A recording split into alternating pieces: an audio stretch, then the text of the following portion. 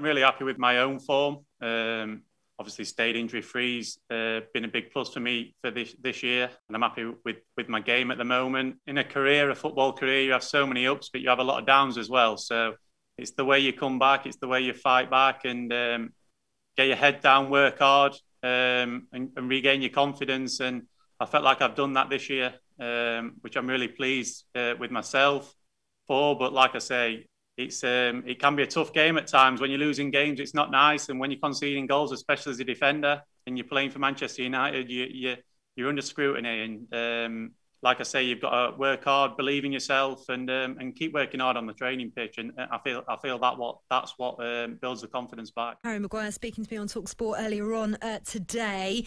Gabby, in terms of his form, I mean, he sounds really confident at the moment, and that's quite important. And you know, I think he's been excellent this season. I think John Stones has been excellent this season. I talked to Harry about their relationship. They've known each other for years, grew up in South Yorkshire. John Stones playing for Barnsley, Harry Maguire playing for Sheffield United. They're good mates on and off the pitch, although Harry Maguire did say wants him to play well but not win, obviously, for Manchester City. But do you see them particularly playing together, whether it's in a back three or a back four? Because obviously internationally they have done that successfully in the past. Yeah, I think I prefer them to play together in a back three, maybe. You know, with Kyle Walker as well. So with Maguire on the left? Yeah, and Stones in the middle, Walker on the right side. The only problem I probably think of them playing as a two is maybe they lack a bit of pace between them.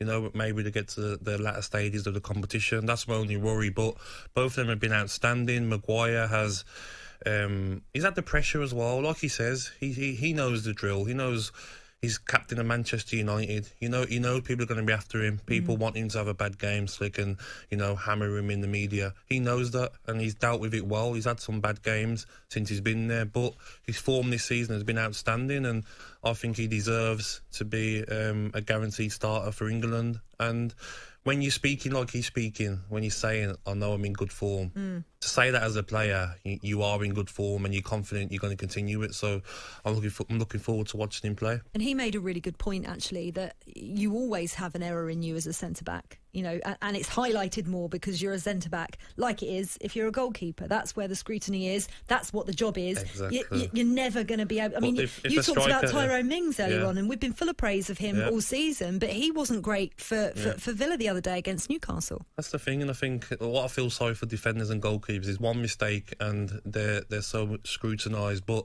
if I'm a striker when I played and I miss an easy chance, which is just as bad as a centre-half making a mistake that maybe leads to a chance, I think it's forgotten after a minute.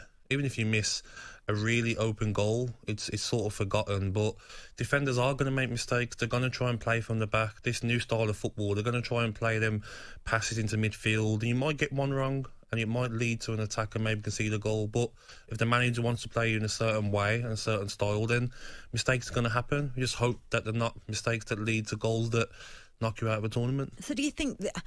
I mean, it's an ongoing debate, but actually whenever I've spoken to Gareth Southgate or one of the defence, they've all said nowadays the modern game is all about fluidity, and it doesn't actually matter whether you play a back three or a back four, because you can slot and change and move around. And actually with the versatility that England have got nowadays, that's more possible, and it happens in the Premier League all the time because the game has changed. So actually this formation and this debate that we have about a back four or a back three is kind of redundant. And you see the difference between now and maybe a different era is that these defenders now, especially like Maguire and Stones, they're so good on the ball. So even if they are playing three at the back and then it goes to a two, they're all so good at playing with the ball. Look how much Maguire does it for Manchester United, runs out with the ball, plays 1-2s, plays the right passes. Stones as well. They can play a bit further on anyway, as a defensive midfielder role anyway. So one ball splits other defences. Exactly. So they're that good at playing from the back. Like you says, it doesn't matter if they